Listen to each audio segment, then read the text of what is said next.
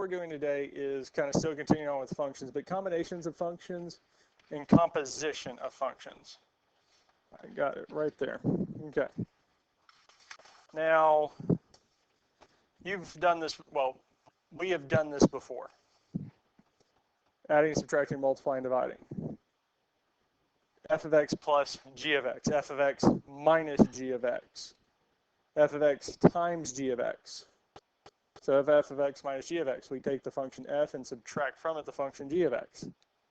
And we get this here, or we multiply them together, or we can divide them.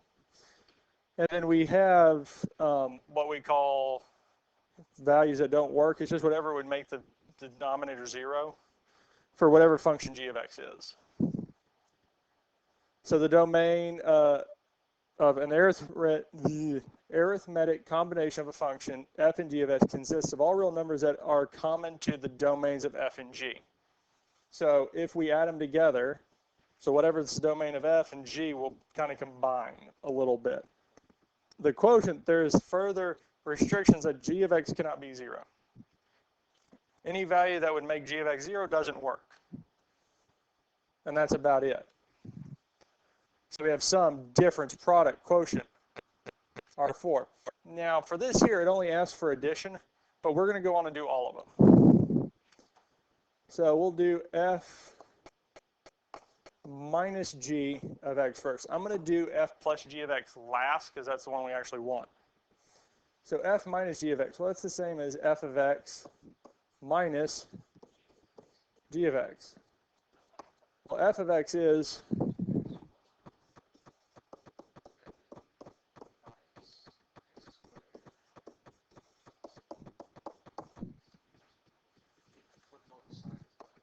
yes. So the negative would go all the way through, and we can drop these parentheses to x plus 1, negative x squared minus 2x, because essentially what we did from here to here is we multiplied the negative through, and we get this here. Now, what we would do next is combine like terms, squared, 0. So f minus g of x is negative x squared plus 2. And that's it. Now I'm going to erase it. And we're going to do f times g of x. Now, multiplication, because there's going to be composite functions, which will have a little circle with open circle between them. That's composite. Now, when they're written next to each other, like this here, like this here, they're multiplied. If they're just written next to each other, it's multiplication. When there's a little open circle between them, I normally call it fog, f of g of x, or gof, because it looks like GOF, or fog, FOG. Those are composite functions. They're a little different. We'll cover that in a little bit. But here, multiplication is the same as saying f of x times g of x. So our f of x is 2x plus 1. G of x is x squared plus 2x. Then we do our distributive property. So 2x times x squared is 2x cubed, because we've got 3 of them. 2x times 2x is plus 2x.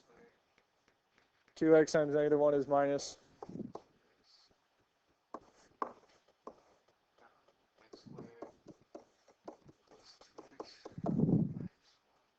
Now we combine like terms. Well, there's no other ones with x cubed.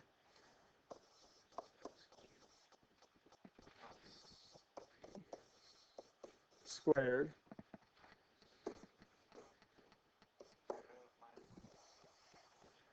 So that's f times g of x. F of x times g of x.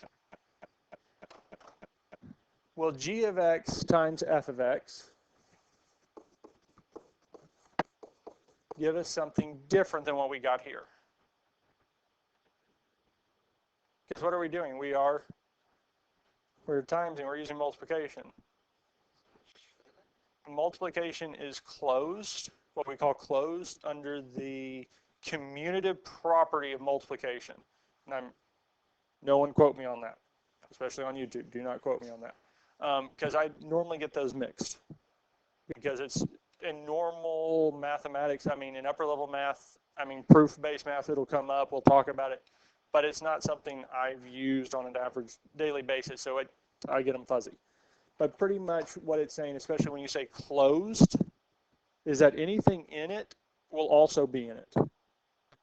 So with addition and natural numbers, any two numbers, natural numbers, numbers 1 greater than 0, anything greater than 0 because we don't include 0, if I add any of those two numbers, will I always have a number in the natural numbers? Well, yes. So we call it closed. It's closed because there's no two numbers we could add together that would not show up in the natural numbers. Does that make sense? That's what when you hear closed, that's what it's talking about. That we can't just add two numbers and get something that's not there. And some of it would be, well, if we add 1.5, well, 1.5 is not a natural number.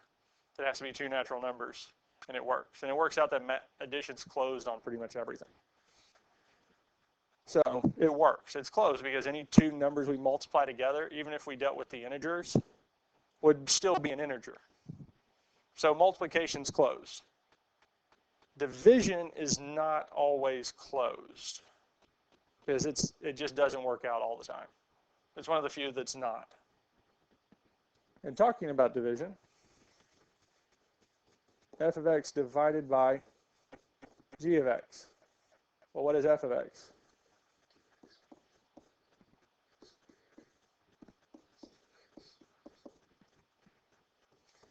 Now, what I would look at is the denominator and the numerator and see if we can factor them. Well, 2x plus 1 is not factorable. It's as simplified as it gets. There's no greatest common factors. X squared plus 2x minus 1 is not factorable. And that's just from, I'm looking at it, I can see just from looking at it. Now, another way we can check is b squared minus 4ac. The square root of it. Because normally we don't have to do the square root. We can do it later if we want to check it. But let's mainly focus at b squared minus 4ac. Well, b is 2, and 2 squared is 4. 4 times, well, a is 1, and c is negative 1. So 4 times 1 is, times negative 1 would be a negative, but it's already negative, so it's a, so this gives me 5, yes? So it's a whole positive number, so it does work, because if it was negative, we get irrational or complex numbers. But we still have the square root. It's a decimal, isn't it? Because it works out for the most part, if this comes out to a whole number answer, there's a good chance, not always, there's a good chance we could factor it. But especially if we get a radical we can't reduce to whole numbers, it doesn't factor to begin with. So this here doesn't factor. Because what we're looking for, so it doesn't factor at all, is the possibility that this, the numerator and the denominator, have a common term, a common set of factors that can be reduced, or a greatest common factor on top and bottom that can be reduced. We want to see if there's any way to reduce it. Now, they also talked about x cannot equal whatever was going to make this 0.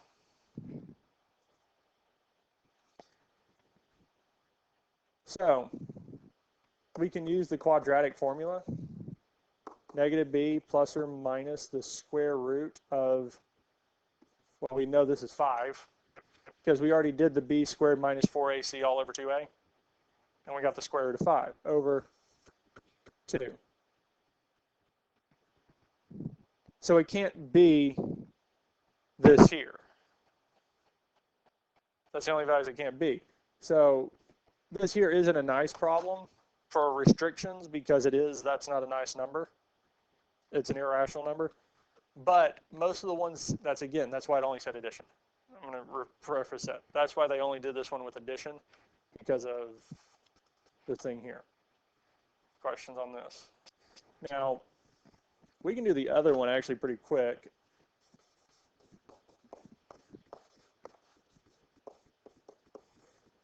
Because that's just going to be x squared plus 2x minus 1 over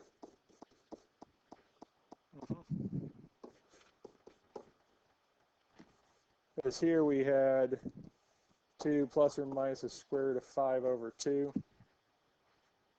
No. Negative b. Now here, what is, looking at this, can you tell me what the restriction would be?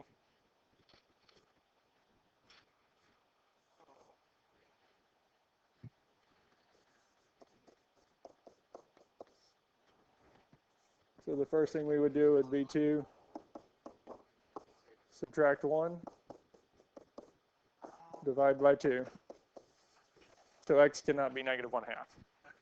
And again, I'm not expecting y'all to be able to pop that off the top of your head. No, we can work it out. But that's it. Questions on this here? Now the last one, the one they actually wanted us to do, would be addition. Now if you want to on your homework, go on and skip writing that first one, f plus g of x, and go to f of x plus g of x. That's fine. It's the same thing. It's just a different way to write it. Now f of x is 2x plus 1.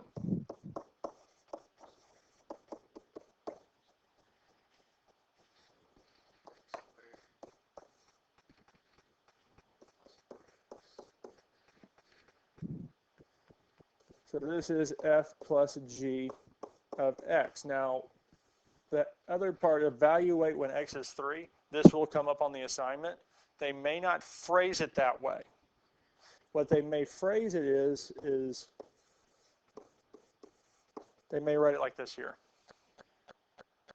Well, this here, f plus g of x, is just the two functions added to.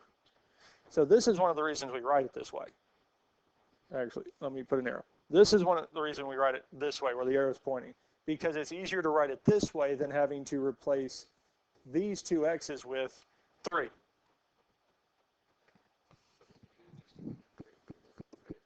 Now we could do it, and let me get a highlighter.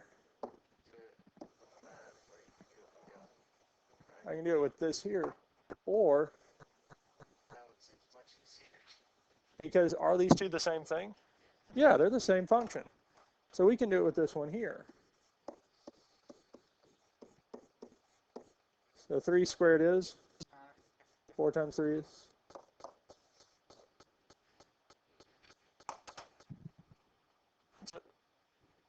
Questions on this here? Are we good with these? Because it only gave you 1. So that's all we're doing. With addition, subtraction, multiplication, it's just combining those functions, multiplying, adding, subtracting, dividing. That's it.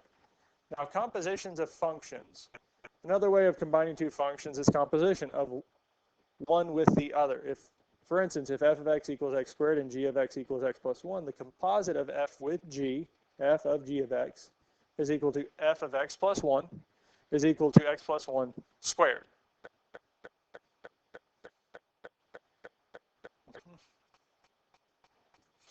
Now, this is similar. I mean, if we talked about real life kind of stuff or close to, they don't do it so much here, because I know they do this in Gentry with schedule changes. Because if you wanted your schedule changed out of here, out of this pre-cal class, you would go what? You'd go first to Blossom to get the form, then you would come to me, and then you would get your schedule changed. That's essentially kind of what's going on here. We start off with g of x. We plug x into g of x, and we get x plus 1. Then we plug it into f and get this here. So we go work inside out. We've got to make one stop here, then make a stop here, then we can get what we want. So it's kind of a two-step process. Now this is a graphical version of it down here. You scroll down just a little bit. Because we take our x value and find the y value, because g of x is the same writing as y, because f of x is the same as y, g of x is the same as y, they're the same thing. So our x value, y value, input, output for g. Now we treat this as an input and get the output of f.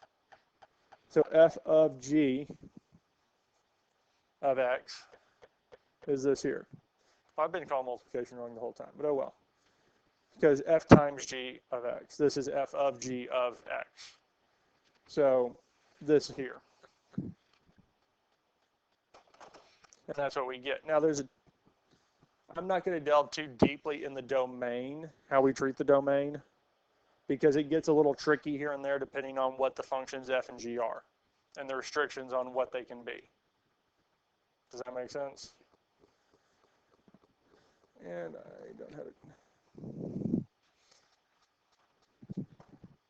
So we want to find f of g of, so f of g of x. Now what is g of x?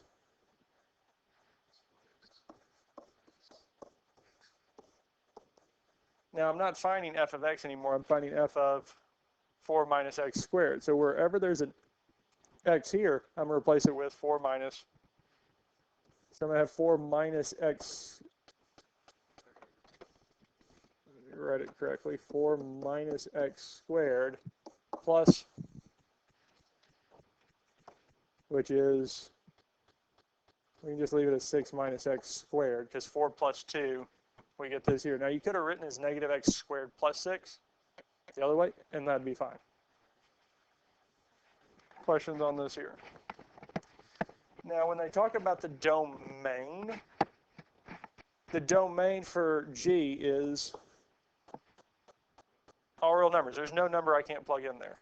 The domain of F is, so there's no restrictions going in G of X for my first step. There's none in the second, so the domain is just all real numbers. And even if we go the other direction, there's not going to be any issues with this one. So f of x is just x plus 2. Now here we get 4 minus x plus 2 squared, because we're replacing x in g of x with x plus 2. So if I want to simplify it, it would be x squared plus 4x plus, we would apply the negative, get negative x squared minus 4x 0. Because this would be negative 4 now because of the negative, and 4 minus 4 is 0.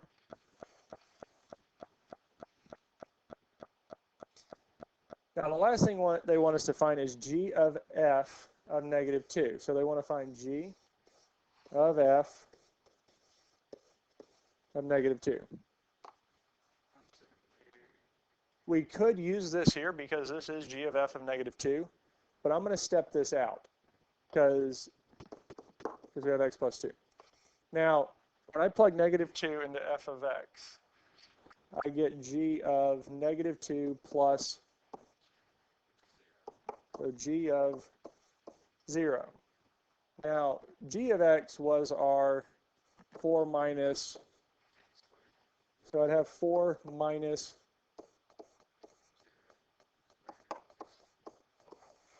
4. So let's try plugging negative 2 into this. So we'd have negative 2 squared minus 4 times negative 2.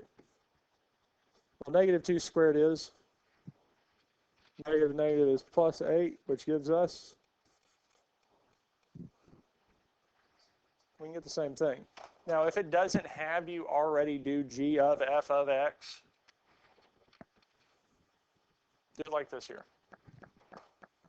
Do it like this here. Because there's no point in doing just this, you're good, just doing just that if we don't need it. Does that make sense? All right. So they have it kind of worked out here.